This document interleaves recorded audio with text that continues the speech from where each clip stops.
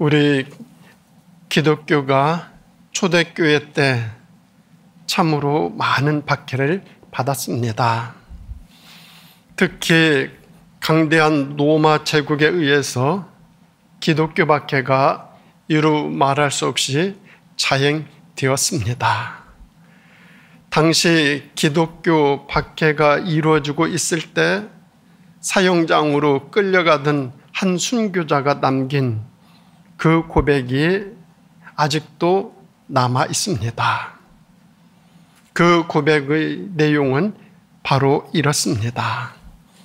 나를 저주하십시오. 당신이 나를 저주하면 할수록 나는 당신들을 사랑할 것입니다. 나에게 침을 뱉어보십시오. 그러면 나는 사랑의 숨결을 뿜어낼 것입니다. 나를 구타하십시오. 그러면 나의 신음소리로 사랑을 고백할 것입니다. 나를 찌르십시오. 그러면 나는 사랑한다고 절규할 것입니다. 나를 짐승의 먹이로 던지십시오. 그러면 나는 사랑의 제물이 되어질 것입니다. 나를 불태우십시오. 그러면 나는 사랑의 열기로 당신들의 증오의 가슴을 녹여낼 것입니다. 이런 사랑의 고백을 하면서 사형장으로 끌려간 내용의 글이 지금도 전해져 내려오고 있습니다. 예수 그리스도와 더불어 산다라고 하는 것은 마지막 순간까지 모두와 사랑을 나누면서 사는 생활이라 말할 수 있습니다. 예수 그리스도를 믿는 생활이라고 하는 것은 살아가는 모든 삶의 자리에서 마지막까지 모두와 사랑을 나누며 살아가는 삶이라고 정의할 수 있습니다. 그 사랑을 나누며 살아가기 위해서 하나님께서는 우리에게 가정이라는 가족을 허락하여 주셨습니다. 가족뿐만 아니라 친척도, 친구도, 이웃도, 그리고 우리 주변의 많은 동료들, 그리고 또한 하나님의 모든 피조물들 우리에게 다 허락해 주셨습니다.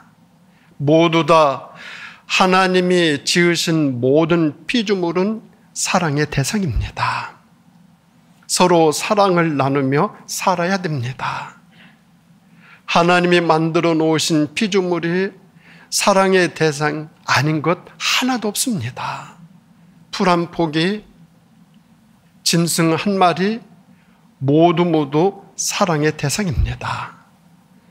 그 사랑의 대상들과 사랑을 나누며 살아가는 것, 그것을 우리들에게 원하시고 바라시기 위해서 하나님은 이 세상을 지으셨습니다.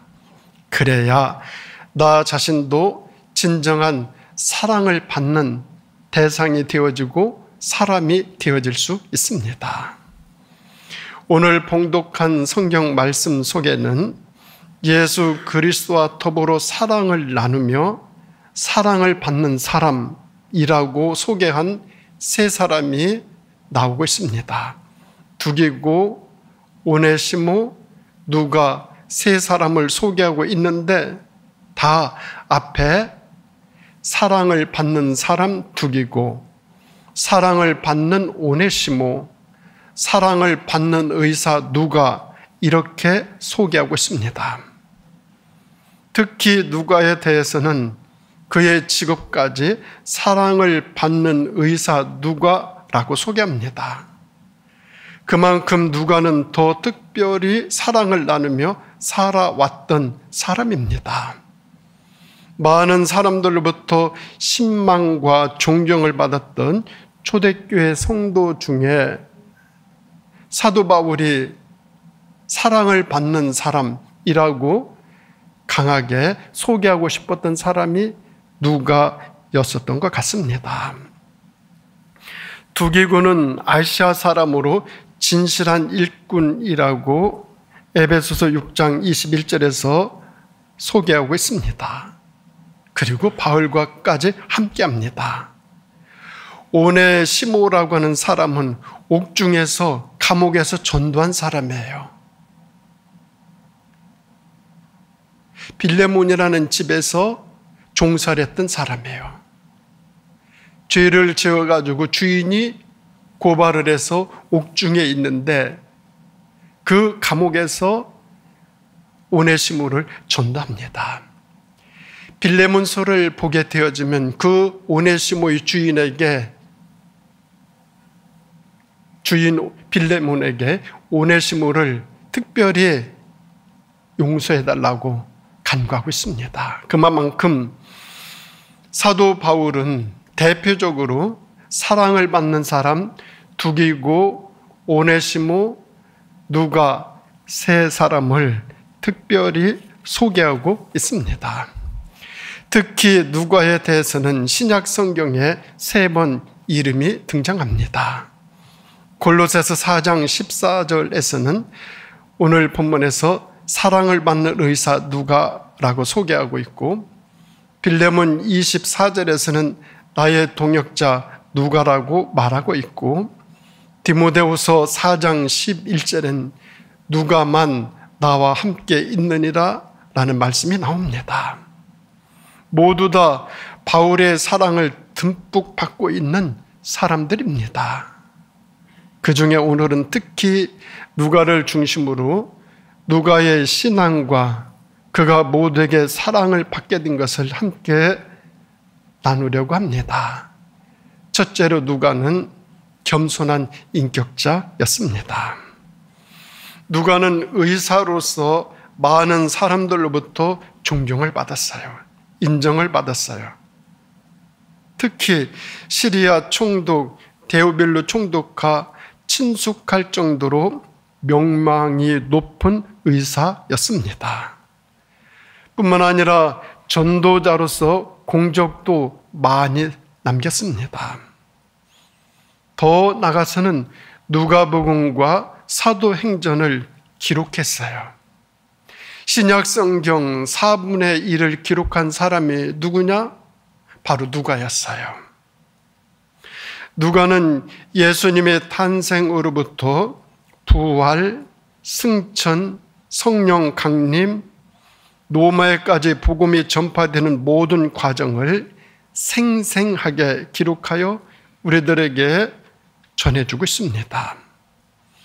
누가는 직업이나 전도의 열심이나 문필에 있어서 탁월한 능력을 지니고 있었던 사람입니다. 사람들로부터 존경도 받았고 인정도 받았고 사랑받을 만한 충분한 조건 다 갖췄던 사람입니다. 그렇지만 누가는 무엇보다도 겸손한 인격자였다라는 사실을 알 수 있습니다. 누가는 자신이 기록한 누가복음과 사도행전에 자기 자신에 대한 것 일체 기록하지 않습니다. 하나도 없어요. 심지어 자기가 쓴 2권의 성경책, 자기의 행적, 이름, 그 어떤 것 하나도 드러내고 있지 않습니다. 오직 주님과 사도들의 행적, 말씀 이것만 충실히 소개하고 있습니다. 누가는 주님과 사도들 앞에서 자신을 낮추고 숨기고 겸허하고 겸손했어요. 누가는 자신의 이름에 대해서는 전혀 언급하지 않고 있지만 바울은 극도의 칭찬을 누가에게 언급하고 있습니다. 확실히 누가는 겸손한 인격자입니다. 겸손한 사람, 남을 섬길 수 있습니다. 겸손한 사람, 남을 포용할 수 있어요. 겸손한 사람이 진심으로 남을 이해하고 남을 존중히 여길 수 있습니다. 그래서 성경에 보면 하나님은 교만한 자 물리치신다고, 그리고 겸손한 자 가까이 하고 그에게 은혜를 베푼다 말씀하셨어요. 하나님은 교만한 자를 물리치고 겸손한 자를 가까이 하고 그에게 은혜를 베풀어 주신다 말씀하셨어요. 비가 하늘에서 내려요. 농사 짓는 데 있어서 이 비는 정말 은혜의 단비죠. 이 빗물은 어디로 흘러가느냐? 낮은 데서 높은 데로 올라갑니까? 아니에요. 높은 데서 낮은 데로 흘러갑니다. 은혜의 단비는 낮은 곳으로 채워집니다. 하나님의 은혜는 겸손한 자에게 임하십니다. 교만한 자에게 하나님의 은혜가 절대 임하지 않습니다. 마치 빗물이 낮은 곳에서 높은 곳으로 절대 올라가지 않는 것처럼 하나님의 은혜는 낮은 자에게 임하십니다. 하나님의 은총, 교만한 심령을 가진 사람들에게 충만하게 가득 넘치게 하여 주십니다. 누가의 이 같은 겸손한 인격은 예수님의 탄생을 기록한 누가복음 첫 서두에서도 잘 나타나고 있습니다. 예수님의 탄생에 대한 기사는 마태복음과 누가복음 두 곳에 있어요. 마태복음에서는 첫 장부터 예수님의 족보로 시작합니다. 아브라함의 자손 다윗의 임금의 자손으로 오신 예수라고 소개합니다. 뿐만 아니라 이스라엘 왕족 집안에 오신 예수 그리스도로 강조하고 있어요. 예수님이 탄생하셨을 때 동방 박사들이 예물을 가지고 경배하러 왔다라고 말씀하고 있어요. 동방 박사들이 예루살렘에 와서 이렇게 말하죠. 이스라엘 왕으로 나신 분이 어디 계시냐 물었어요.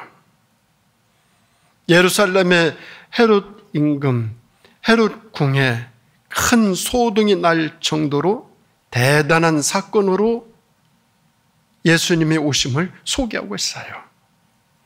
마태복음에서 기록하고 있는 예수님의 나심은 왕 중의 왕, 인류의 메시아로 우리에게 오셨다, 이렇게 마태복음에서는 예수님의 오심을 소개하고 있어요.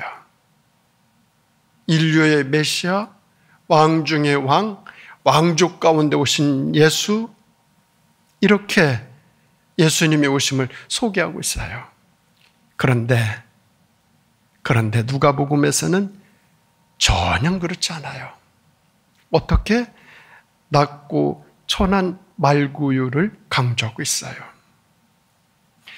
낮고 낮은 곳에 오신 아기 예수님을 소개하고 있어요. 왕 중에 왕으로 오신 예수가 아니었어요. 누가복음에서는 낮고 낮은 곳에 오신 예수를 소개하고 있어요.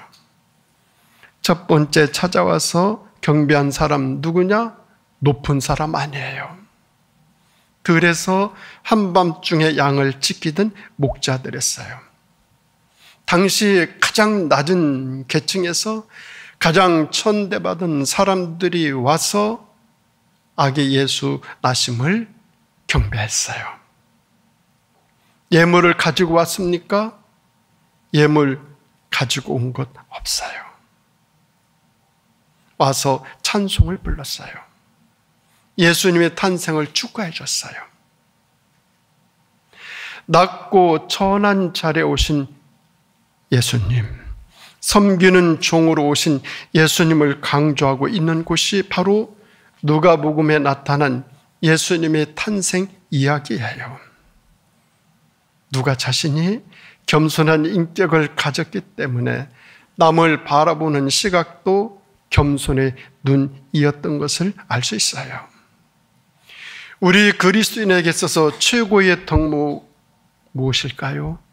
겸손이죠. 어거스틴은 이렇게 말했어요. 그리스도인의 생활에서 최고의 가치는 첫째도 둘째도 셋째도 겸손이라고 가르쳤어요. 겸손은 결코 자기 비하를 의미하지 않습니다. 자기 낮아짐을 통해서 남을 섬기고, 자기 낮아짐을 통해서 남을 이해하고, 자기 낮아짐을 통해서 남을 포용하고, 자기가 중요한 것 그 이상으로 남도 중시하게 여기고, 중요하게 여기고, 더 소중히 여기는 것, 그것이 바로 겸손이죠. 나 자신이 중요한 것보다도 남을 더 소중히, 남을 더 귀히 여기는 그 마음, 그게 겸손이죠.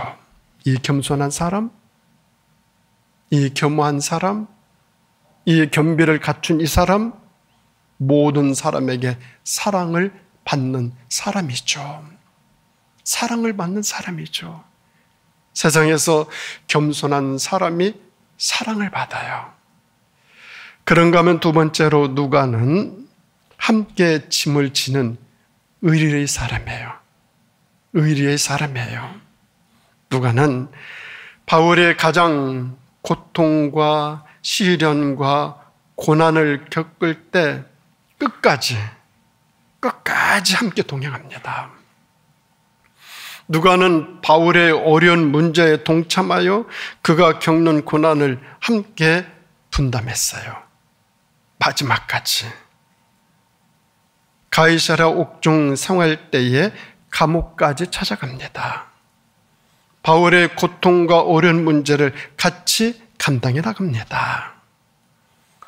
바울이 항해 중에 특히 아드리아 바다를 지나갈 무렵 큰 풍랑을 만날 때 14일간 같이 금식을 합니다.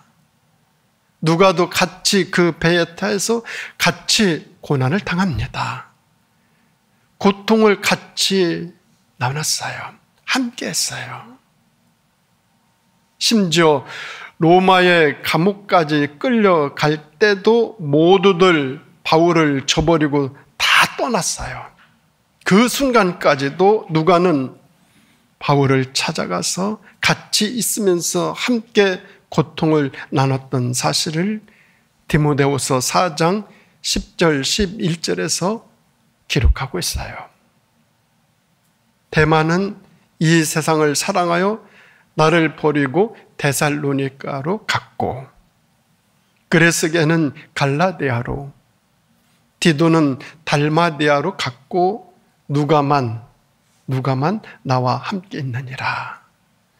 누가만 나와 함께 있느니라. 다 떠났어요. 다 갔어요. 아무도 없어요. 그런데 누가만 바울 곁을 함께하고 있어요. 의리의 사람이죠. 누가만 나와 함께 있느니라, 이 말씀. 쓸쓸한 순교자를 마지막까지 지키고 돌보고 함께 짐을 진 의리의 사람, 바로 누가예요. 이같이 수고를 자원하고 어려운 일을 기쁨으로 감당하는 사람, 끝까지 변치 아니하고 봉사하고 함께 존중하는 사람, 그 사람은 사랑도 받고 존경도 받습니다. 얼마나 고난과 고통과 어려움 속에 있습니까? 다 가죠. 다 떠나죠. 다 떠나요. 그런데 누가만 나와 함께 있느니라. 누가만 나와 함께 있느니라. 잘 될 때는 서로 알랑알랑 그렇게 하지만서도 어렵고 힘들게 되면 다 떠나죠. 다 떠나죠. 세상이 그렇죠. 쉽고 편안한 일만 찾는 사람, 조금 어렵고 고통스러운 일이 생기면 발뺌하기에 급급한 그런 사람, 그런 인간성, 사랑받을 수 없어요. 아, 저 사람은 그런 사람이구나. 배신을 하는구나. 결국은 떠나는구나. 결국은 다른 마음을 갖는구나.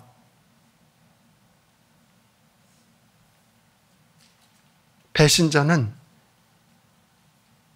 천국에서도 가장 큰 벌을 받는다. 그런 말이 있어요. 너희가 서로 짐을 나누어 지라 그리하여 그리스도의 법을 성취하라. 이 말씀. 너희가 서로 짐을 나누어 지어 그리스도의 법을 성취하라는 이 말씀. 이 말씀을 지니고 살아갈 때 어떤 고통, 어떤 문제, 어떤 시련 나누어 함께 할 때 그 속에서 그리스도의 뜻이 성취되어 가죠. 그리스도의 법이 이루어져 가죠. 무거운 짐을 나 홀로 지고자 하는 것은 하나님의 뜻을 가릴 수도 있어요. 짐을 서로 나눌 때 서로에게 은혜가 돼요. 그리고 하나님이 아주 기뻐하셔요. 이러한 본을 보이신 분 누구신가? 우리 예수 그리스도이십니다. 예수님께서는 우리의 수고와 무거운 짐과 우리의 죄악과 우리의 허물과 우리 모두의 형벌을 스스로 담당하시기 위해서 십자가를 지셨어요. 예수님의 구속의 십자가는 사실 나 자신이 져야 될 짐인데 나누어 주셨어요. 아니, 대신 지셨어요. 대신 지셨어요. 누가는 자신의 수고가 자기를 위한 것이 아니었어요. 전적으로 바울을 위한 것이었고 나아가서는 주님을 위한 것이었어요. 누가는 바울의 고난을 분담하는 것이 곧 주님의 고난을, 주님의 일을 분담하는 것이다 확신했어요. 그래서 그것을 기쁨으로 감당해요. 그것도 끝까지 같이 동행하면서 끝까지 같이 그 짐을 나눠줘요. 때로는 대신 져요. 한번 우리 주변을 살펴보십시오.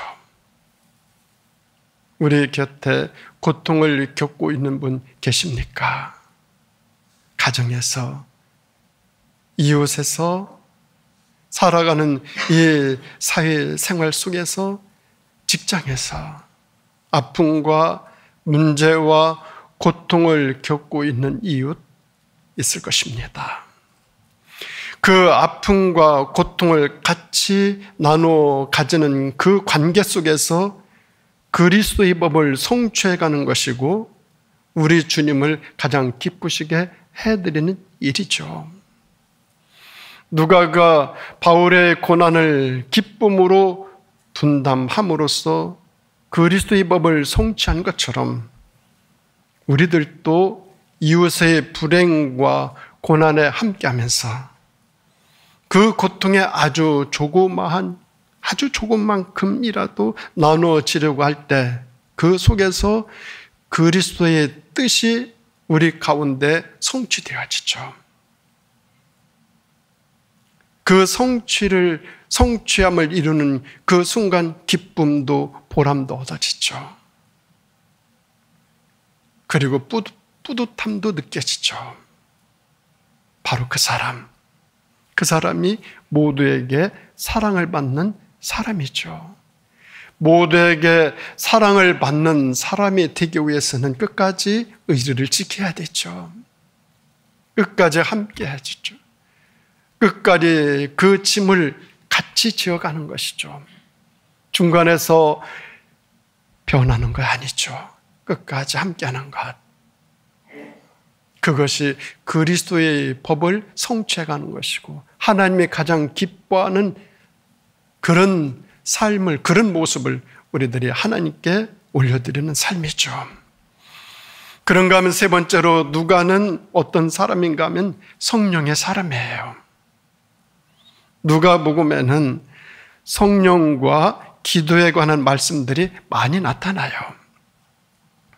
누가복음의 후편이라 할 수 있는 사도행전은 오순절 성령 강림을 자세하게 소개해요.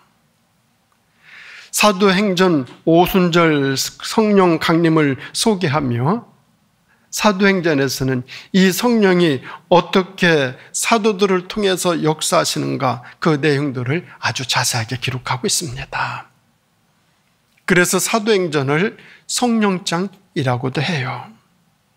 이와 같이 누가복음과 사도행전에 성령과 기도에 관한 기사가 빈번히 실려 있다라고는 사실은 두 책의 저자인 누가 자신이 성령의 사람이었고 기도의 사람이었고 하나님의 뜻을 따라서 살려고 노력하고 하나님의 뜻이 어떻게 역사하시는지 그것을 가장 세밀하게 관찰한 사람 누군가? 바로 누가였어요. 기도의 사람이 될 때 성령의 사람이 될 수 있습니다. 성령의 사람이 될 때 복음 증거의 능력도 나타납니다. 누가는 그토록 좋은 직업인 의사도 편안한 생활인 그 환경도 다 버려두고 사도 바울을 따라다니면서 전도할 수 있었던 것은 그 자신이 성령의 사람이었기 때문이에요. 성령께서 누가 마음속에서 감화 감동하여 주셔서 그 감화 감동을 받고 이 누가는 사도 바울과 함께 했어요. 성령의 사람이 아니었으면 도저히 할 수 없었던 일이에요. 성령의 이끌림을 받았기 때문에 할 수 있었어요. 성령의 사람이란 성령의 이끌림을 받는 사람이고 성령의 보호하심을 받는 사람이고 성령의 능력을 믿는 사람입니다. 이런 사람은 하나님이 원하시는 일이 무엇일까? 그것을 우선적으로 생각하죠. 그러기에 성령의 사람은 하나님과 함께 동행하며 하나님께서 원하시고 바라시고 기뻐하시는 일들을 우선적으로 해드리며 살아갑니다. 그것은 모두를 사랑하는 일입니다. 그것은 모두를 사랑하는 일입니다. 성령의 사람은 하나님의 피조물 모든 대상을 사랑의 대상으로 여기며 진정으로 그 대상을 섬기고 돌보고 함께합니다. 가리지 않습니다. 똑같이 행합니다. 차별이 없습니다. 같이 합니다. 누구는 사랑을 더 베풀어주고 누구는 덜하고 그거 아닙니다. 성령의 사람은 다 똑같이. 그러기에 이 사람이 또한 모두에게 사랑도 받습니다. 사랑하는 우리 성도 여러분, 12월 사랑의 달입니다. 추운 겨울 문턱에서 우리 주변의 모두를 진정으로 사랑하고 정말로 진정으로 사랑하고 그리고 사랑을 받는 우리도 사랑을 받는 우리 모두가 다 되어질 수 있기를 예수님의 이름으로 축원드립니다. 기도하시겠습니다. 하나님 아버지 감사드립니다. 우리 주님이 원하시고 바라시는 것 모두를 사랑하는 일 저희들이 그 무엇보다도 우선적으로 행하는 삶 살아갈 수 있도록 인도하여 주시옵소서. 12월 사랑의 날 추워지는 이 계절 속에 주님의 사랑을 베풀면서 따뜻한 겨울을 보내는 우리 모두의 마음, 사랑의 마음 그래서 사랑을 받는 삶을 살아갈 수 있도록 인도하여 주시기를 예수님의 이름으로 간절히 기도드립니다. 아멘.